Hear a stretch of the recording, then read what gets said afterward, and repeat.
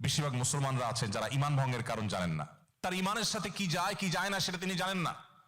অনেক প্রবাসী ভাইরা আছেন যাদের হাতে আমি চুড়ি দেখি, এমনকি নামাজ পড়েন এমন ভাইকেও আমি দেখি যে তার হাতে বিভিন্ন রকমের চুড়ি, অনেকের হাতে বিভিন্ন রকমের সুতা বাঁধা। কারণ তিনি আমাদের পার্শ্ববর্তী দেশের যে সমস্ত ভাইরা আছেন, হিন্দু ভাইরা আছেন, এখানে হয়তো তারা বসবাস করছেন, তাদের সাথে একই কোম্পানিতে কাজ করছেন, হয়তো আপনার সহকর্মী তিনি, হয়তো আপনার রুমমেট তিনি, হয়তো বা আপনারা একসাথে বসবাস করছেন। তার হাতে সুতো দেখে আপনি আপনার হাতে সুতো বাঁধছেন, তার হাতে চুড়ি দেখে আপনার হাতে আপনি চুড়ি ধারণ করছেন।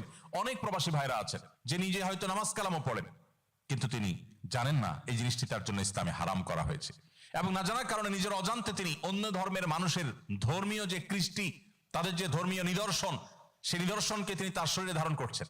এটা যে ভয়ঙ্কর হারাম তিনি জানেন না। এরকম অনেক কাজ আছে যে কাজগুলো আমাদের না জানার কারণে আমরা করতে পারি না। এই জন্য এই ধরনের পরিবেশে আপনার ইমানকে বাঁচাবার জন্য, আপনার আইডেন্টিটিকে রক্ষা করবার জন্য আপনাকে ইসলামের বেসিক নলেজ অর্জন করতে হবে, মৌলিক ইলম অর্জন করতে হবে।